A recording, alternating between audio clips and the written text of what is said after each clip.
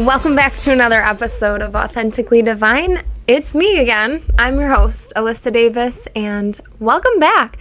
So this week is going to be something, of course. Honestly, I feel like I shouldn't even have to say this each time, but at the same time, if you are new here, every episode that I make is truly about the depths of my heart.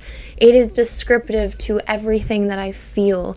And I feel things very heavily. So this is just an understanding and a direct line to my heart and the things that matter to me. And this week, God revealed something that I wanted to share with everyone. And it's truly beautiful and I can't wait to share. So let's get it going. This week, I am repping some Buffalo Bills gear because today they are playing. So yes, I am sort of recording during their game. But when you get hit with the idea, you got to go for it. Just jump on the creative thought. So that's exactly what I'm doing. I had this idea yesterday that I wanted to record, and I was like, I have the idea. God gave me the idea yesterday of what I wanted to record next. And today, I made the mistake of eating day 4 old chicken. So I'm struggling in and out of the brain fog. I had a stomach ache after work. So I'm just like, you know what? Nothing's going to stop me. I'm just going to fight it off. And I have my electrolytes here in my water. And I represented them before, but the high nectar electrolytes are my favorite. So we're going to get that going. I'm going to keep sipping while I record and just try to help myself. After I kind of knew that this would happen, I questioned if I should eat the chicken. I'm like, day 4, it does say that online, it's recommended 3 to 4 days. And I called my mom. I was like, I ate day 4 old chicken. And she was like, ooh. She's like, I just stopped eating it after 3 days. And so, yep, duly noted for the future.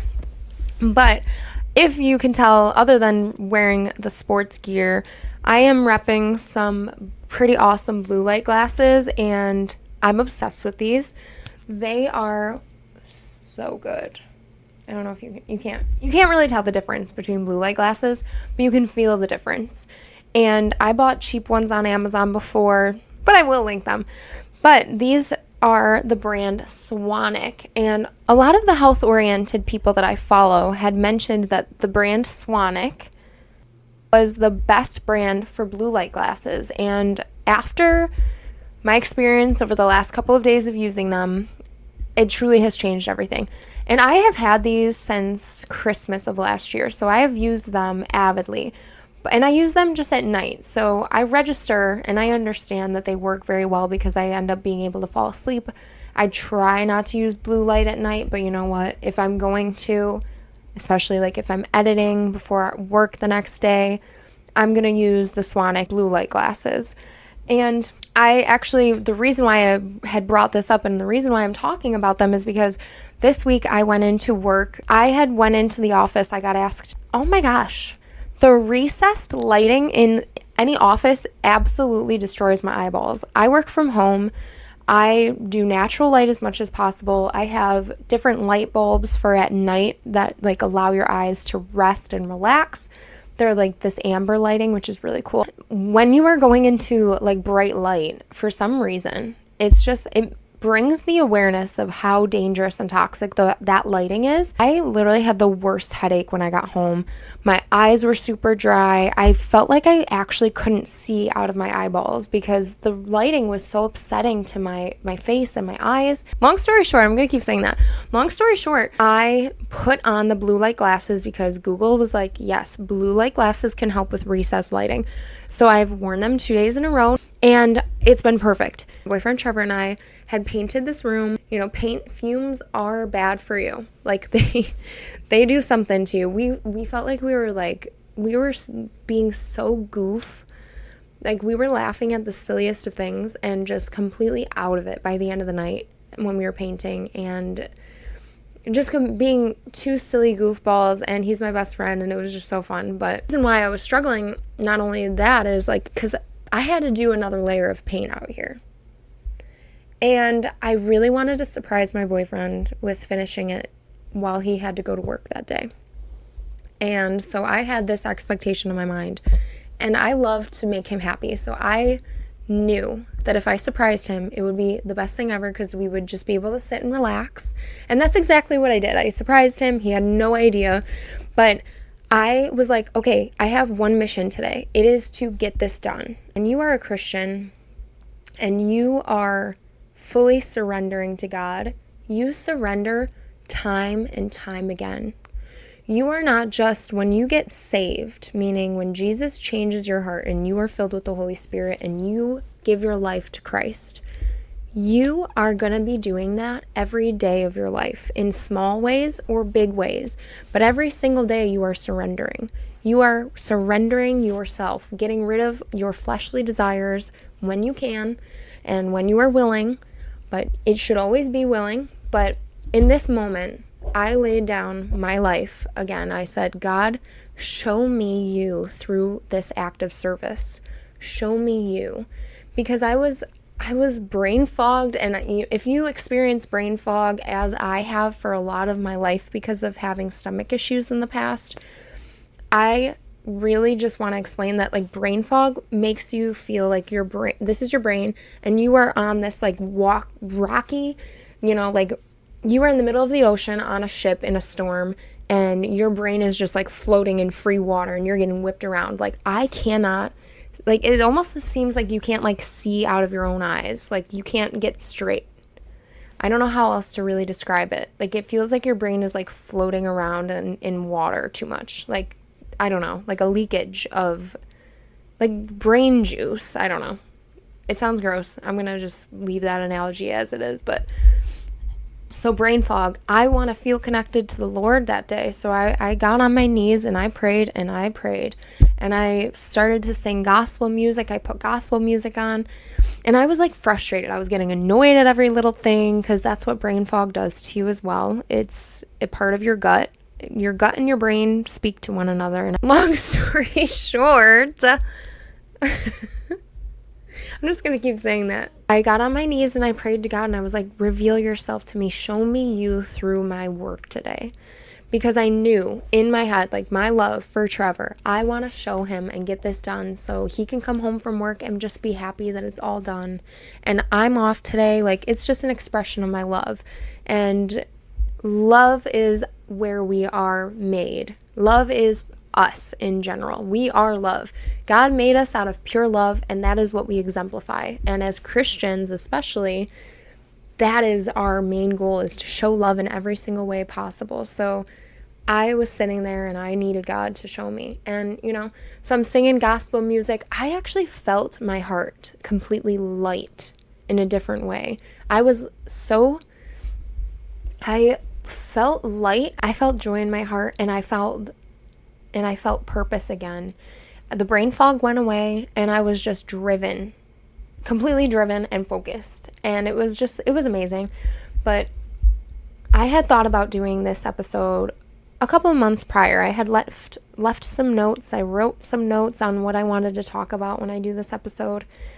And I completely abandoned them. I haven't looked at them. They may be good, but I'm going to just let the Holy Spirit speak through me in this one. And it's because this topic is important. This topic is near and dear to my heart, and it speaks a lot of volume to, I'm being told by God that this is something that more people need to hear, whether it be that you are a woman or a man.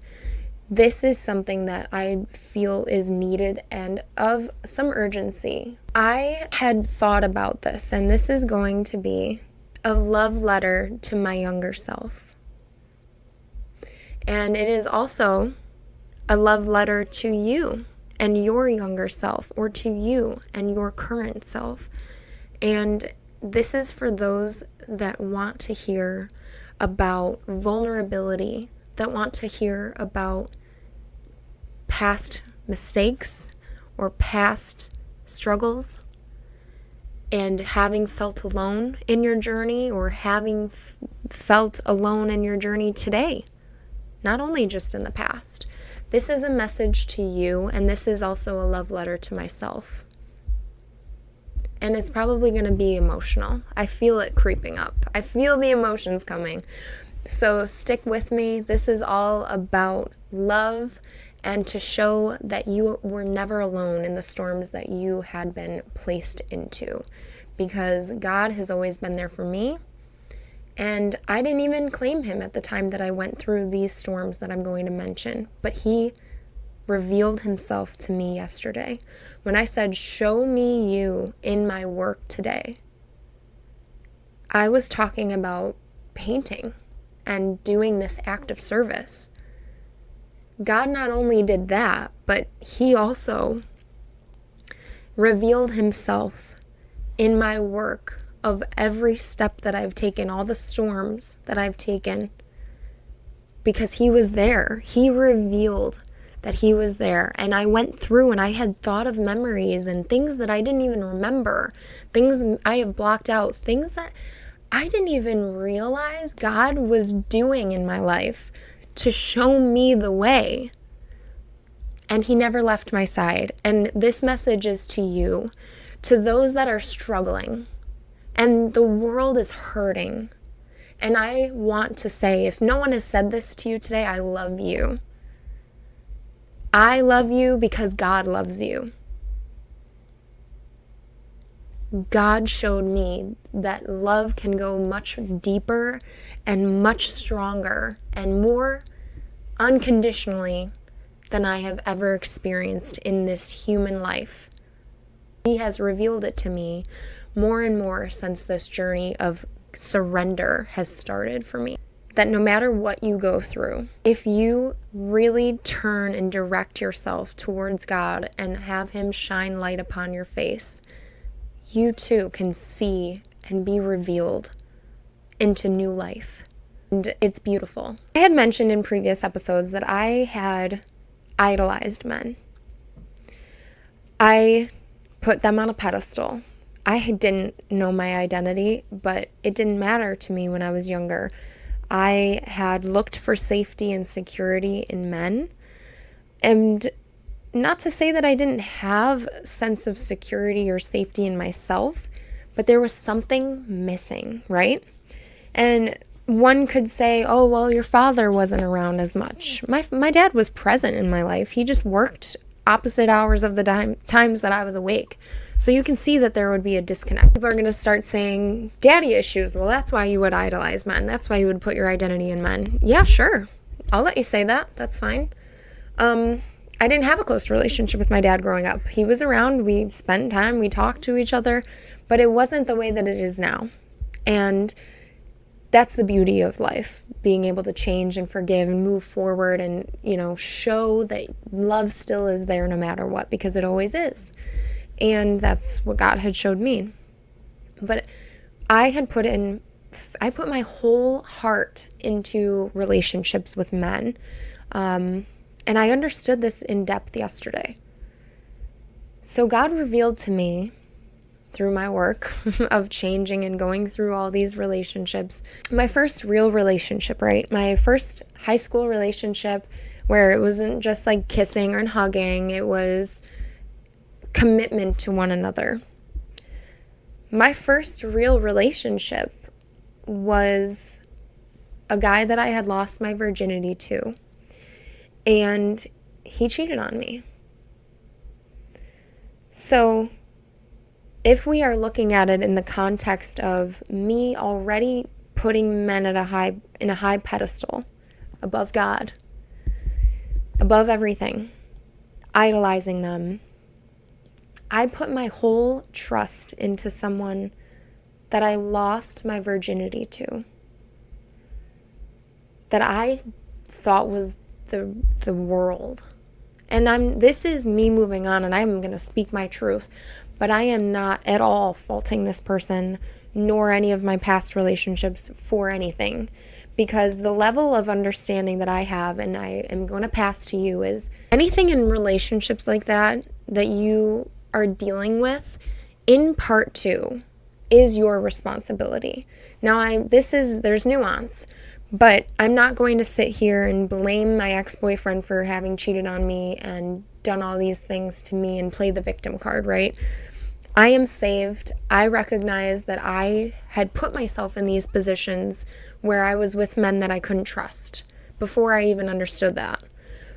What I'm recognizing within my own story is that I had been in relationship with someone that the understanding of these things, the trust level wasn't there before the act of sex came. And then the act of sex came where I had lost my virginity and the trust was completely out the window. And at a young age, first of all, this is high school that I lost my virginity. And a love letter to myself would, wow.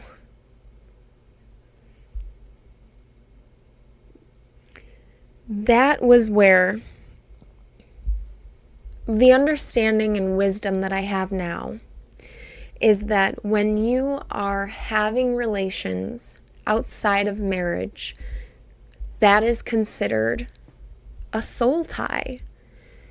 It is a soul tie. The act of sex is a soul tie to the person that you were doing it with, the person that you were involved with, right? Reading the Bible and understanding an act of sin is to have sex outside of marriage. And I am not condemning you because this is my love letter to myself. I lost my virginity to someone I wasn't married to. I had relations with people that I wasn't married to.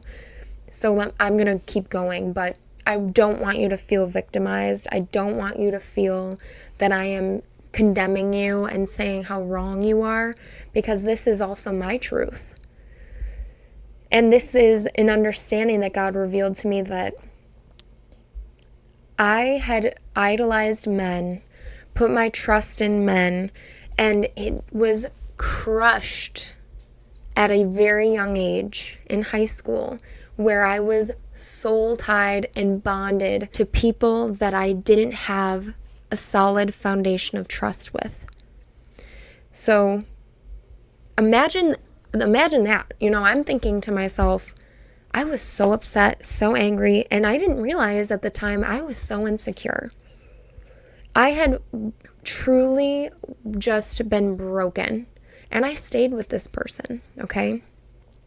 There were signs left and right. God was revealing these people to me. I remember avidly different signs throughout this relationship that God was like, this is a no-no. This is not it. Something's happening. This isn't right. The trust factor being blown up. But because I was soul tied to that person, I didn't see it. So I want to recognize in this part of the story in my life is if you are in a relationship with someone and you kind of feel iffy, like you're not fully confident that this is your person, you're questioning some of the things that they do. First rule that I want to provide to you as an option: remove sex. Remove it completely. Completely remove it. This is a daring move, and I am standing behind you, and I am going to say that is the top-notch choice you can make. Remove sex from the equation. Is this person even kind to you? If I could do that, if I could go back in time and save myself till marriage, I'm telling you that I would. I would remove every single person from my life, from my past, from relationships and hookups and whatnot, and completely reveal this truth to myself. So this message is not only to my younger self, maybe it's to you as well. If you are a younger girl listening to this, my encouragement to you is hold your ground and do not listen to what the world tells you. You do not need to reveal an intimate part of yourself to someone because of the pressure that is there. You do not need to. I promise you that it is such a beautiful thing to be able to withhold that in a relationship. And if you are in a stage where, whether you are in a relationship now and this person is, you're not really sure, remove it. Have the power to remove it. It's going to be battling yourself, but battling them too if they, but it will reveal what is the most important part of why you are together. And I can say that because I'll go into further why I can understand that now that I was revealed. God really shed some layers off yesterday, and very gently, because that's how God is. He's so gentle with his execution because he'll let you go through it. But for me, he lets me go through it. And then I'm given this understanding, this strong, firm understanding of why later on. And I put all the pieces together. He lays it out for me. I do want to say that it was revealed to me in that way that if you could just be in a relationship with someone, removing sex from the equation, removing feeling sexual, removing feeling sensual, removing this idolization of this person based off of the fact that you find them to be attractive, do they treat your heart with care and kindness and love? Do they see you for who you are? Do you feel seen? Are you loved? That was what was laid into my heart yesterday, and I got this understanding. God gave the understanding. It was like, okay, so that's why this happened. So I go into, obviously I had mentioned in my sobriety episode of how drinking had, trailed along in my old relationships, but also sex had trailed into my old relationships. And it's a past that I wish, like I said, I wish to my younger self, I wish I had withheld. I wish I knew the power in keeping that sacred, because it is sacred. And I'm not just speaking to women here. You are allowed as a man to withhold that as well. And yeah, maybe somebody's going to be hearing this and have judgment across it, but if you only knew, and you don't experience that understanding until you've gotten there, and I'm here. Nonetheless, what happened was, in my future relationships with men and the way that I interacted with them was on a manner of being sexualized, being looked at as a trophy, being looked at as a piece, It's sad. It really is sad. And I know that a lot of women truly can relate to this. I know that because at some point in our lives, us women realize that a lot of the time the attention that is able to be given to us when we are not feeling confident, when we are not feeling worthy, it's easy to get attention when you're being sexualized, when you are looked at for your hotness, for your attractiveness, for your sensuality. And I had mentioned in my other episode, of the sobriety, I had started to dress a certain way.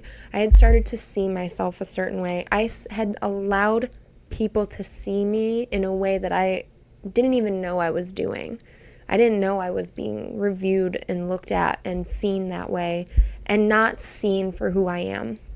And that stemmed from first putting my idolization in men, then having a broken trust path, and then to continue on with that because I didn't have a relationship with God. I had lost all meaning of what life was about. And I speak to that now because God is number one in my life. And then everything trickles down after, including my relationship. It's God as number one, and nothing else comes before him. So my time with God now has revealed that that's where a lot of our brokenness lies, is if we are putting ourselves in positions where our most sacred unionization tool is being given to people that we don't trust, is being given to someone that has known us for a day, someone that has known us for 5 minutes, someone that has known us for a week, whatever it may be in your circumstance, whether it is months down the line or years down the line, and you are just still questioning their love for you, but you've given them all of you. That's why God had made the act of love and the act of sex to be done after marriage, because marriage is a covenant. And a covenant is the strongest bondage tool. It is something that you promise and you are surrendering your life to. It is second to surrendering your life to God. But the act of marriage is surrendering your lives together to become one for God.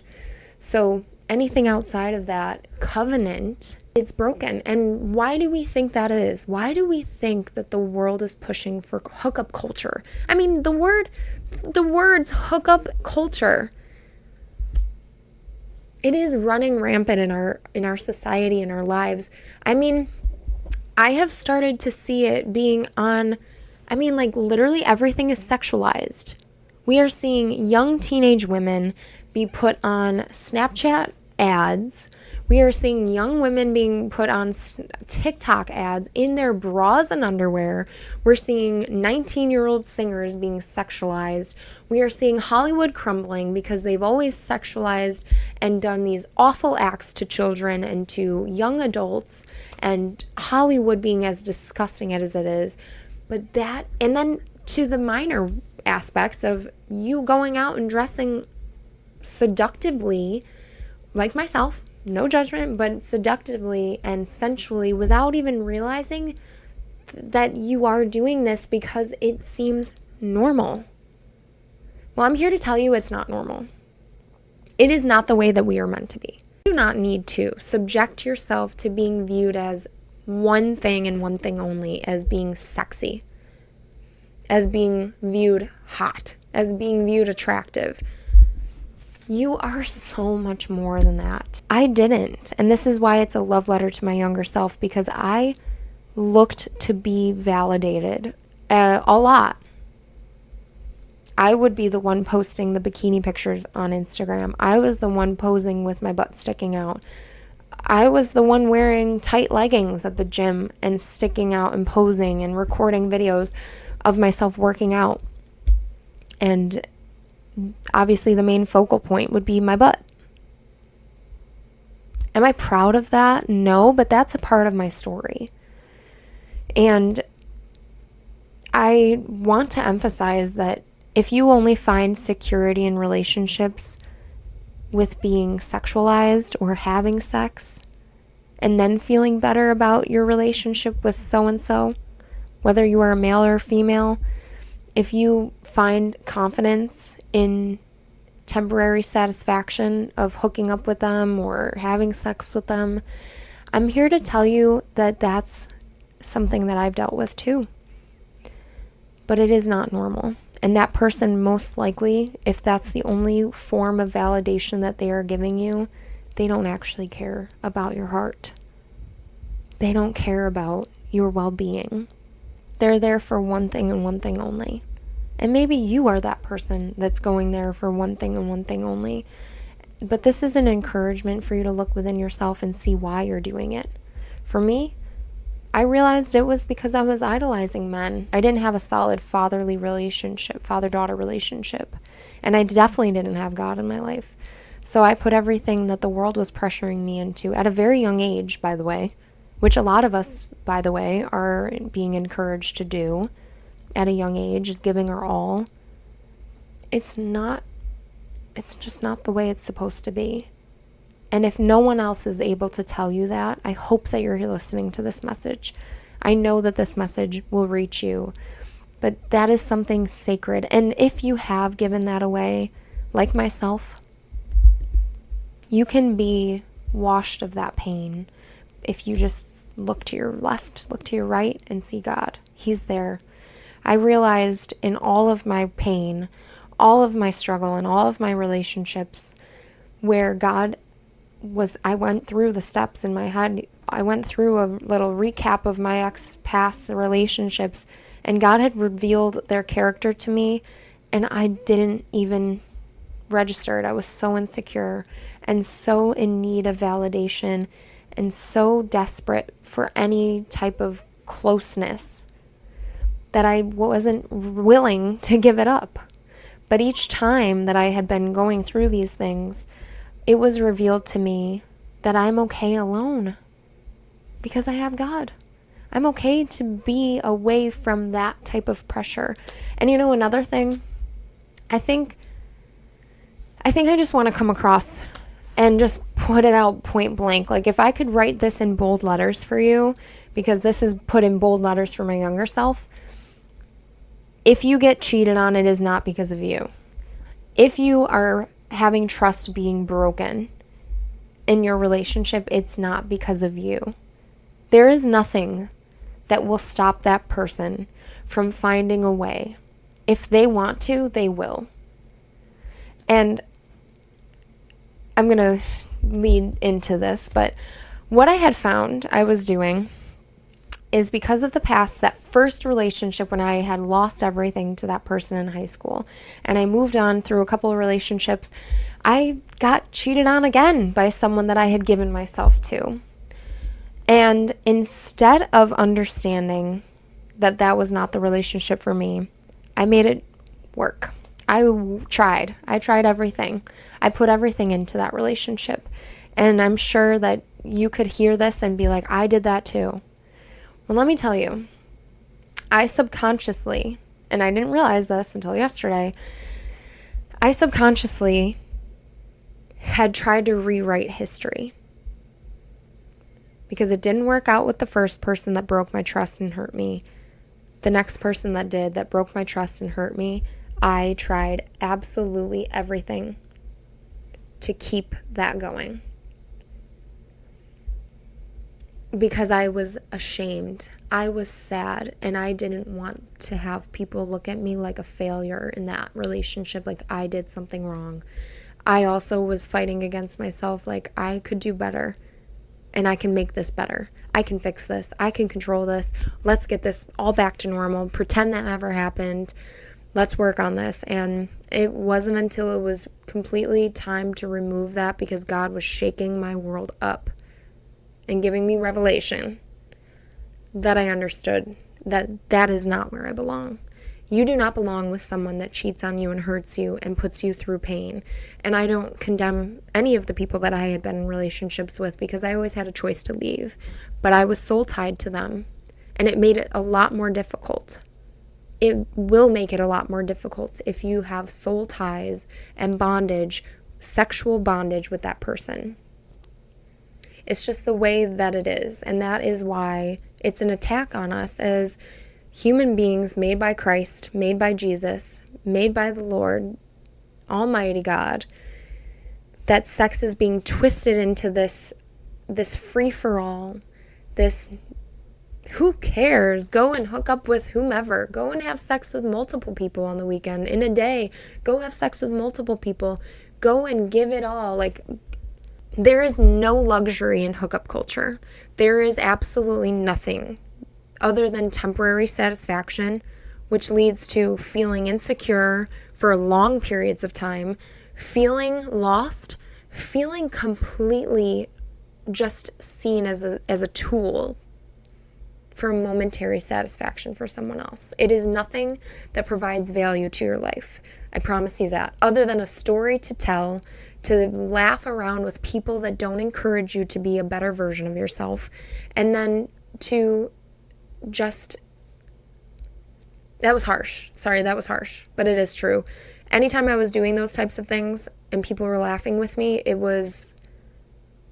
felt wrong in my gut. It felt wrong to do those things, but it was a sense of encouragement from the world, and that's why I continued. Even though I felt lost, sad, lonely, upset, crying in the corner of my bedroom with the lights off, balled up, completely feeling like I just didn't belong to anything in the world and didn't have an identity.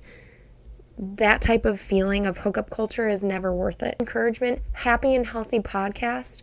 Janine Amapola Ward and her husband Caleb Ward, he was a virgin before they got married. And he talks about how great of a life that is to have held that and gave it only to his wife. And they are Christians. This is an avenue for you to listen to their encouragement, listen to their intro story on Happy and Healthy podcast. Another one, Maddie Pruitt Trout and her husband Grant Trout.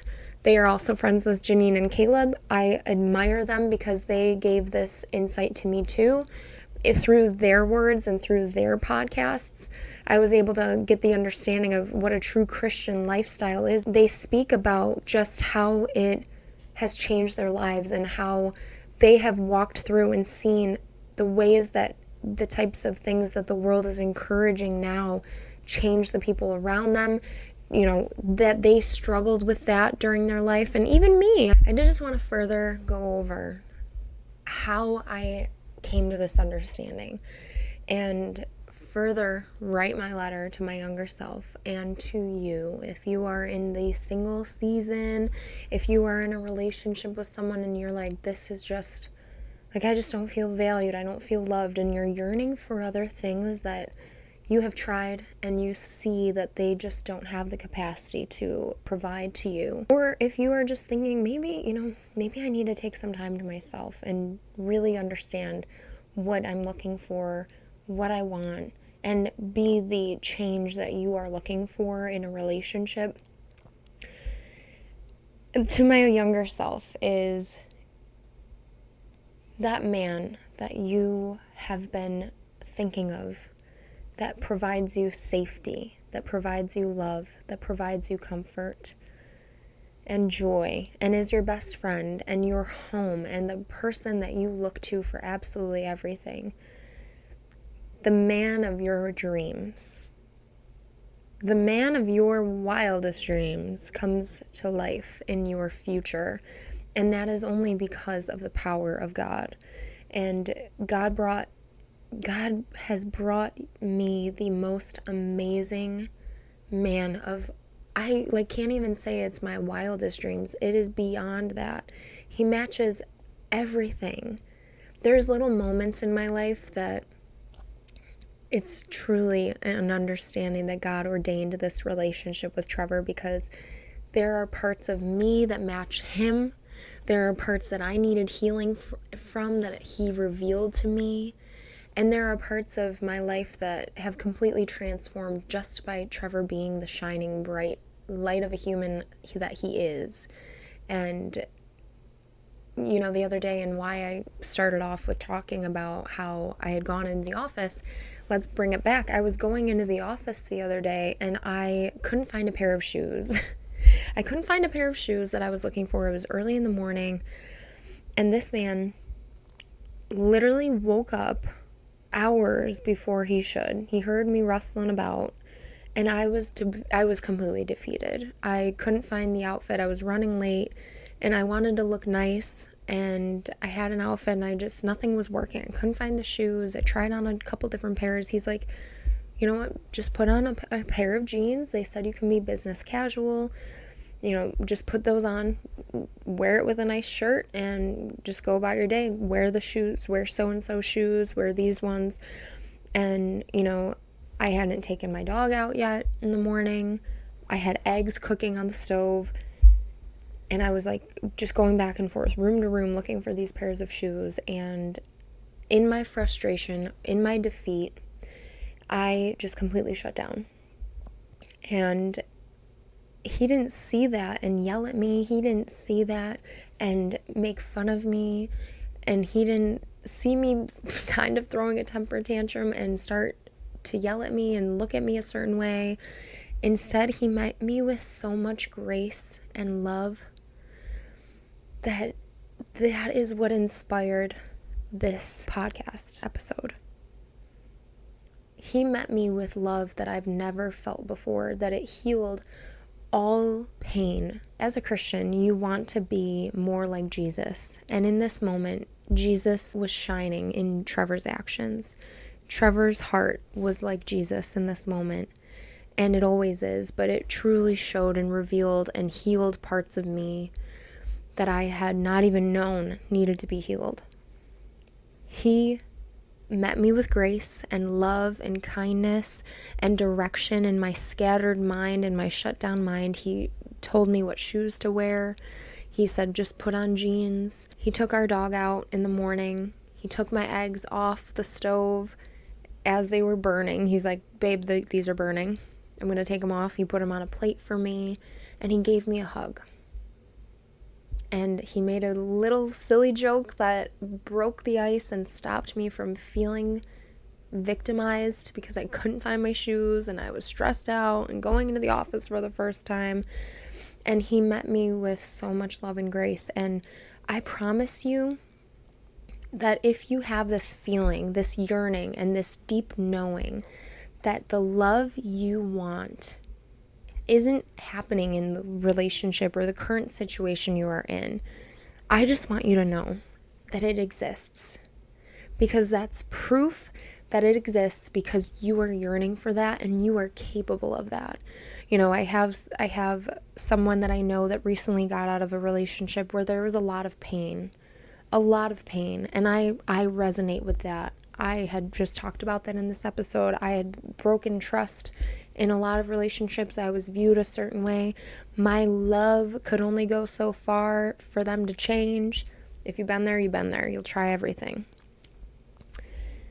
If a person is not meant for you, they will never be meant for you. And that will be revealed to you by God until you see it. It takes time to see it sometimes. Just give yourself grace. But just know that if you were able to give your all, you were giving 100 out of 100, 100% every single time to a person, and they just didn't appreciate it. You know what that reveals to someone like me that understands big hearts and big emotions and big love? That reveals to me and those around you that care about you that you have unconditional love that person did not have the capacity to withstand.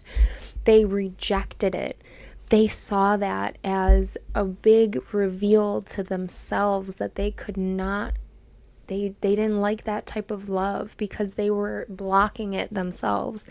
There was something there in their lives, and the reason they couldn't receive it is because they don't give that out themselves. That is the biggest indicator. When you are someone that just gives and gives and gives, and you are so selfless in love, that is the way that Jesus is. That is the way that you should be in love. But if you give it to the wrong person time and time and time and time and time and time and time and time again, it will be revealed to you that they can't be your person. And it will come with a lot of pain, because that is sometimes the only way us stubborn lovers will be able to see that. It comes with a lot of strife, a lot of pain. But like I said, what that reveals is your heart is so wide open and wants to receive love, but it doesn't even matter what you're receiving because you are just giving out so much love. And what that also reveals is it's going to take some time to understand that you can see someone's true character before you go into the pattern of giving them everything and not receiving anything back. So my encouragement, if you are in a broken status in your mind, you're like, I am broken. I have been there. I resonate with that. I truly do. And it's a storm that God puts you through so you can see the rainbow at the other side of the road. It's just that you are walking in a path to rebuild and to gain love for yourself, and understand that that is a strength that you are revealing. That is not weakness. What that is revealing is if someone cannot receive the true, genuine, pure, abundant love that you have, that means more about that person having weaknesses than it does you. I've had this talk with a couple of my girlfriends, so I really hope if you are listening and you are hearing this and you're one of my girlfriends, you're like, yeah, we had this talk before. Well, it's true, because that type of love that you are giving to that person it's just revealing that they don't have the capacity to give that back, which is showing that that door is closed. And for me, I had tried every door in the house of that broken relationship until I didn't know how to escape, and it felt overbearing, and I had to run because my life was crumbling. The house was crumbling in on itself because I couldn't find a door to open to get there. I had to escape, found the fire exit before everything crumbled down, before I was left with absolutely nothing, although I already was, is what it felt like. But I promise you, just sit with yourself, and if you are feeling broken, look at the pieces that you've left behind and put them together. Be like, find find the pure love that God has for you in revealing these things to you. And I'm sure that that last and final big pain that you're feeling from that relationship ending, it wasn't the first sign that God showed you that their character was the way that it was. And it's okay. We are human. We are flawed. I didn't see the signs. Some people and most people don't see the signs until it's after. But you will see the signs. You'll start to be like, whoa, that one interaction like showed it. And then they did that after. Or, it might be something more transparent. It might be something that was more revolutionary in that relationship. But for me, it was small pieces built up over time. And from the very beginning was where the understanding was. It should have been, but it just wasn't. And now that Trevor and I have put God at the centerpiece of our lives, and he brought God back into my life, he spoke life back into me, and we look to be more like Jesus in our relationship, I have felt loved in ways that no one, not even myself, can put to words sometimes. He is safety, he is purity, he is love, he is joy. I get excited to wake up and start my day with him in the morning. I promise you that love exists if you believe in your heart that you deserve that. I promise you that it's there. Just let God take the reins. Let God reveal to you. Just as much as God reveals the bad in people and the way that you're supposed to go in the opposite direction, God shows you the direction. He shows you where you're supposed to go. He shows you the right people you're supposed to be around. He shows you the wrong people, but he also shows you the right people. And that's for emphasis too, because it could sound pretty defeating when you go through these moments in life where, things are being revealed, pain is shown, you're struggling, you're feeling alone. Look for the beauty in it, because I'm not being overly optimistic. There really is beauty in every single tragedy. It might take a little bit of time for you to see that, but it was there to either build more character within yourself or for something greater to come. And everything that I have ever wanted in a relationship, God ordained for Trevor and I to be together, so much so that any expectation that I had was completely blown out of the water. I